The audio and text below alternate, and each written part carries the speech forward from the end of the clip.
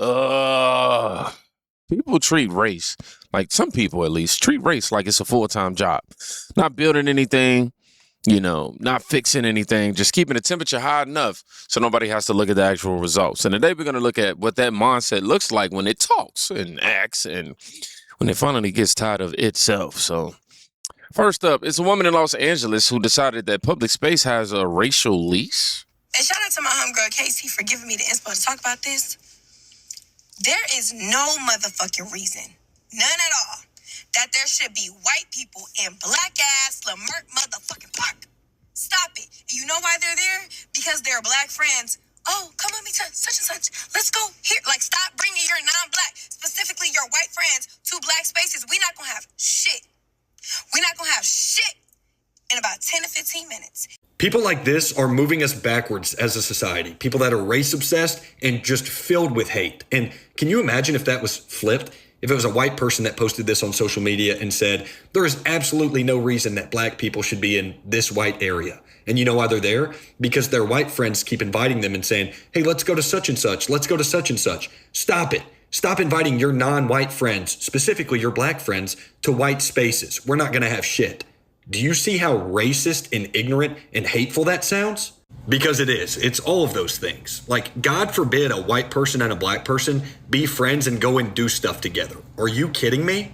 I'm so tired of seeing people like this on social media that are just ignorant and hateful. Should we not, as a society, strive to judge people based solely on who they are as people, not what color skin they have? Whether it's black, white, light skin, a little bit tan, white as a piece of paper, nobody cares. And she genuinely made a video saying, black people, if you have white friends, don't take them to black spaces. Shut up. Like, it's not that deep. Nobody cares. And that shut up applies the same way if the roles are reversed. If you're a black person and you have a white friend that you want to hang out with or take to a black area or a black space, take them. If you're a white person and you have a black friend that you want to hang out with or take to a white area or a white space, take them.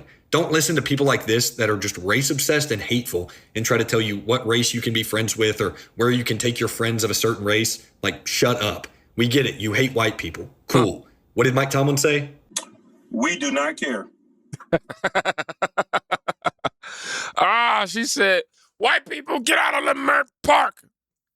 I think I said it right. Lamert, something like that. She said it with her whole chest too.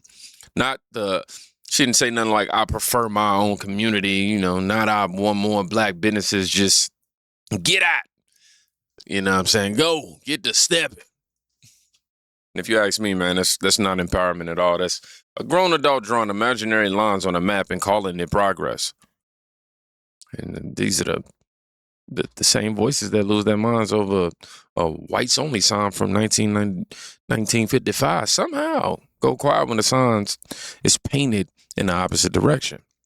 You can't rebuild a community by kicking people out of it.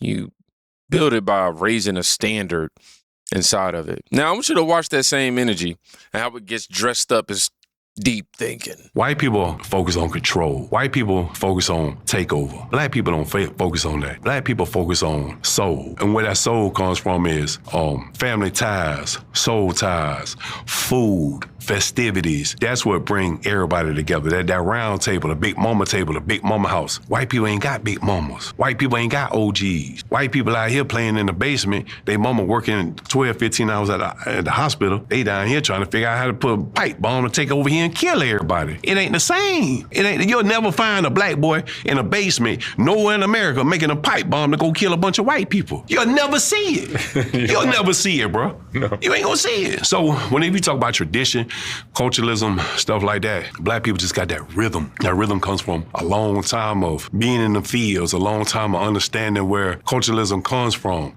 Whereas white people just, they're gonna crack that whip, they're gonna put your foot on their neck, you know what I'm saying? They're gonna throw scraps at you. The thing about black people, they knew how to take all that pain and turn it into purpose. They took all that pain and that suffering and made families. They took all that pain and suffering and talked about it around a round table. They took all that pain and suffering and turned it into fun, you see? White people don't do that. White people are all about control and takeover. So I just think the difference, that's the difference. Okay, so this comes with the caption, self-hating white man claims that white culture is nothing about taking over. What? White culture is nothing about taking over and violence, but black culture is about the soul and gathering people together. Okay, yeah. Did he make the? I mean, a man sat down and decided that white culture is basement bombs and black culture is just pure soul and family. You know, that's not analysis either. That's a man that's trying to buy acceptance by throwing his own people under the bus. You know, and the funny part is, you know, the people he's performing for still won't, you know, I guess won't fully claim him. Y'all see what I'm doing right now? Hopefully you're catching on. But this is the same energy they give us, right? Mm-hmm. Yeah, they'll take the compliment, nod, and just keep it moving. Culture isn't a personality trait you get to, you know, assign like a costume. It's really the habits a group actually practices. And if your version of soul keeps producing the same outcomes you have to get, maybe that soul needs some new habits. Just saying. Now, let's take that talk into the streets and see what it looks like when somebody actually tests it. Put the camera down. Put the camera down. Put the camera down. You see that cop right up there? I just called the cops. Keep your distance. Keep your distance. I'm gonna ask you to put the camera in. Why I'm are gonna ask you to filming keep me? your distance. Mister, I'm gonna ask you why you're filming me. I do videos. Oh, you're gonna go show your gun now? No. I'm You putting it showing back. your gun now? I'm putting it You gonna back. shoot me? I know. I want to say Merry Why you? No. You took your gun out, so use it. No, I'm putting it out. Use the fucking gun, nigga. What the fuck is wrong with you, man? I'm saying Merry Christmas. You say Merry Christmas to me now? Huh? Yes. Because Oh yeah? You call the cops? You pulling the gun out on me? I already called. Are you gonna shoot me? I know. Huh? I already Are you called gonna the shoot cops. me? Here he is. So where you going now? What's wrong with you, nigga? Hey, yo, my peace. What's wrong with this guy, man? He pulls his gun out. He's blocking the road right now. He's the one blocking the road. He took out a gun on me. He took a gun out on me. You can't be in the road. He took a gun out on me. You worried about me being on the road, sir? I just told you he took a gun out on me. Stand over here. That's legal. You can do that. No, if y'all leave me alone, I'm gonna deal with it. Leave you alone where? Let him leave. Leave you alone? You're gonna let He him pulled a stop gun on for a me? minute. What? 1262, you come. I'm trying to get another officer here. Hold on. Gonna let a truck pull a gun on somebody and run away. Hey, go to this F-150 to your right. Go there and stop that F-150 behind you.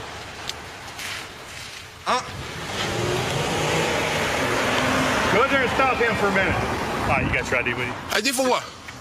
Do you want to be a complaint? Yeah. They give me your ID? Okay. What we doing? Take What money, we your doing? ID. What type of complaint we making? You said somebody pulled a gun on you. Yes, he did. Then out here, that white F-150 had a, like American flag over F-150. Emblem on the back. Who called you? You did. I didn't call you. They called you. Over there. You come running up to me Yeah. saying he pulled a gun on you, Uh-huh. but you don't want to do anything? I never said I didn't want to do anything. You're the one who has to, I can't do nothing about it. You're the one who has to do something about it, not me. You're good? Excuse me? You're good? I'm alive. Thank God. Right. What do you mean? Where you going? Yo, where you going? Where you going? Sir, you're not going nowhere. I'm not gonna let you leave. I'm gonna stand right here. You gonna run me over? Where you going?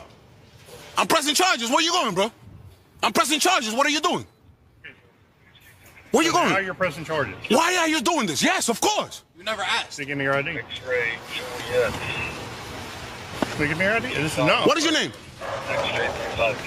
Name? King Badge number. 1223. ID, please. What type of charges you pressing? I can't press any charges. Okay, what type of charges can I press? I don't know about the law. You teach me, you tell me. I don't know, you tell me. ID I'm okay, you're just screening for my ID, bro. Relax, man. I'm gonna give you my ID. 790-40-36. Better yet, give me a sergeant. I need your sergeant. I'm gonna do it with your sergeant, sir. I don't trust you. I don't trust you. You're against me. Stand on side. Okay, get your sergeant. Get your sergeant ASAP. Okay. Thank you. Thank you. Thank you. Stand by. Yeah. These type of people in general are just really annoying. So he basically blocked the man, filmed him.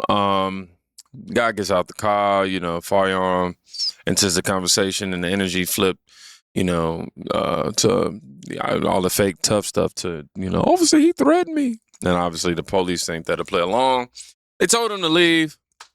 Yeah, they just moved around low key. Yeah, he didn't make his mind up about anything. That's the part a lot of people don't want to sit with either. Aggression is cute until it meets somebody who doesn't have to match the volume to match the force. The story changes real quick. Excuse me.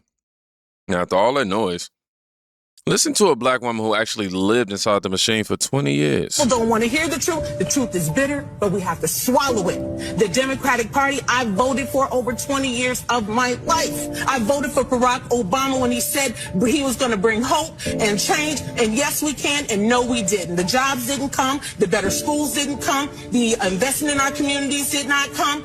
National security, our borders are open. We're not safe. We're not safe. And we've got to stop thinking as black and white and purple and Arab. We've got to start thinking as Americans. And that's what Donald Trump is saying. We're Americans. America first. You have to remember, Donald Trump is the head of Trump Organization. And when you look into that organization, it is filled with blacks, whites, Hispanics, Arabs, Asians. It's different religions, different creeds. People don't want to hear the truth. The truth is... Now, she voted for Obama twice. 20 years of the same Democrat parties, same promises about jobs, schools, and communities. And she finally said the quiet part that wasn't quiet at all. The results never showed up. Borders wide open at the time, neighborhoods still struggling, and the message always stayed the same. Keep voting the same way, and maybe next time it'll be different. You know, she didn't switch because somebody on the internet made a good point either. You know, she switched because she got tired of waiting on a delivery that never came. I'd be tired too. It's not betrayal, man. It's accounting. And when black people start doing their own accounting, watch who shows up to call them names. Booker T. Washington warned us about all these jigaboo, the Jasmine Crockett's, and the D.L. Hugleys, and the Maxine Waters, and the Cory Booker, and the Hakeem Jeffries. People like this do nothing but stir up problems and drama and trouble and capitalize off of it. Booker T. Washington said, and I quote, "There is another class of colored people who makes a business of keeping the trouble, okay, the wrong and the hardship of the Negro race before the public.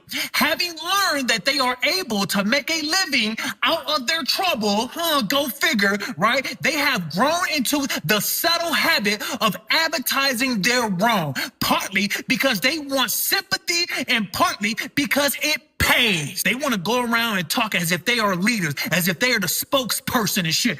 D.L. Hughley makes me sick. He is attacking Officer Tatum right now. And what he said was probably one of the most disturbing, disgusting, toxic behavior I've ever seen from a black man. Mind you, a 61-year-old freaking black man. He decides to post Officer Tatum's wife photo, basically making fun of him because he's married to a white woman. You have got to be shitting me, man. Who are you fooling? You work for the white. You know, I can't stand people like this. I can't stand brothers like this. Like, they will try to call you out for associating yourself with white people, but they associate themselves with white people. Look at Don Lemon.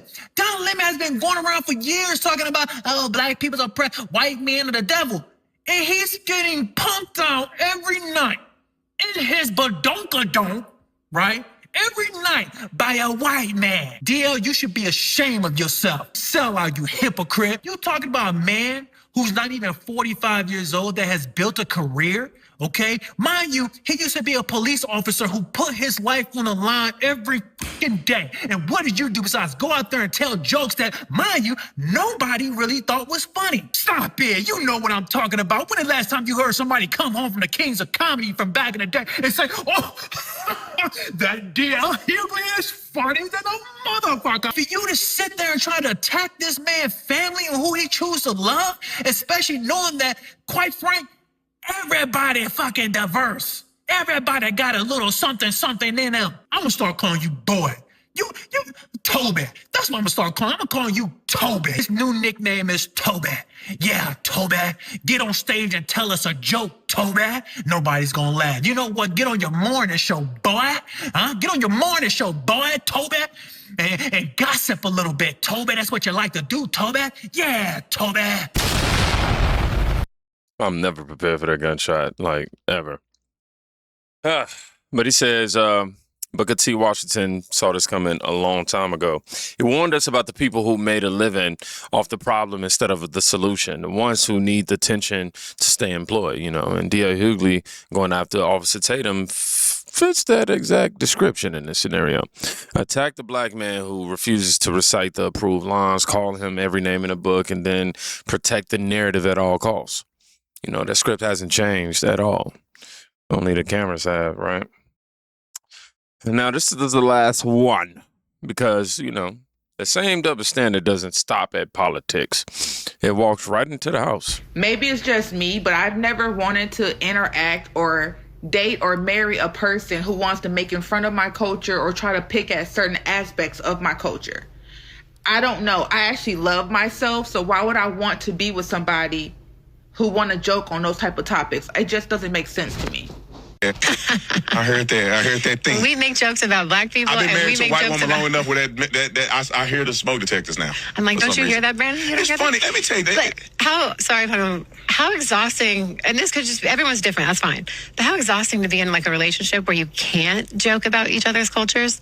Like if I was married to an Indian or a Mexican, like, you know what I mean? My sister-in-law is Mexican and we make jokes about each other's cultures. Like this, like living in a Fabergé A, you know what I mean? Like living in, just being so fragile where nothing is.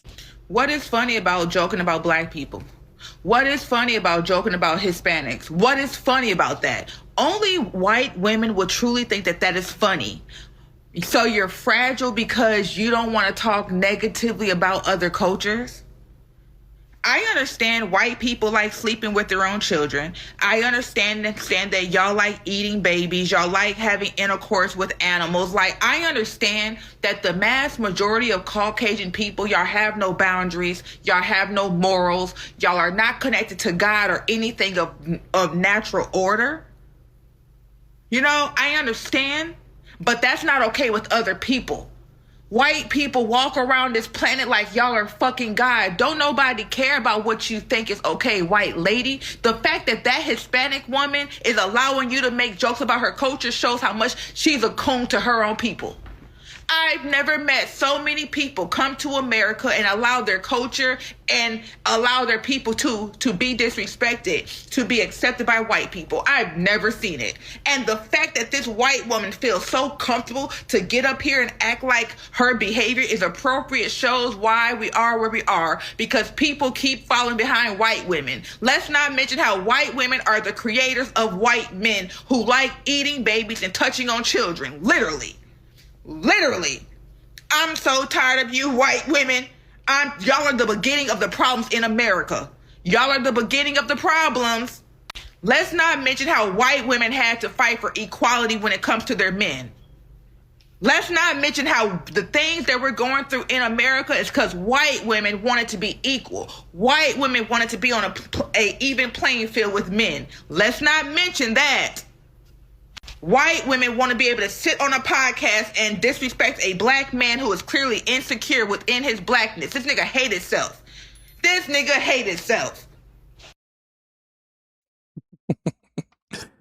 So the white woman said she wouldn't be in a relationship with someone from another background if she couldn't joke. Well, it wouldn't be, comfortable, I guess, or ideal for her if she wasn't able to joke about their culture the same way they joke about hers. Pretty straightforward. But the black woman watching lost it. Lost it. She treated that boundary like an attack. Then went further and claimed the white woman was disrespecting, a black man to his face. Oh no, that's the part that shows the real issue. A simple, the jokes have to go both ways or I'm not interested somehow becomes disrespect. Meanwhile, the same crowd will clown white people all day and call it comedy. You can't demand freedom, to talk about everybody else's culture, then act wounded the second somebody asks for the same freedom back. It's not principle, that's preference. With a megaphone attached to it, too. So most of what we watch today follow the same lines. Some people only want the conversation, when they're the ones holding the mic. The second the standard applies to them, it suddenly becomes offensive, disrespectful, or, problematic overall. You saw it when public space got treated like private property. You saw it when, culture got romanticized in one direction and condemned in another. You saw it when a black woman finally got tired of waiting on results that never came. And you just saw it again when a basic boundary about equal joking got treated like a personal attack. Common thread is pretty simple. The rules only matter when they protect the preferred narrative. Real respect doesn't need special exemptions. It can handle the same standard in every direction. So if you stay through the whole thing, I want you to write the word equal in the comments. Do not merely listen to the word and deceive yourselves. Do what it says. James 1:22. Be safe. Go check with somebody today. You can quite literally be saving their life. Peace.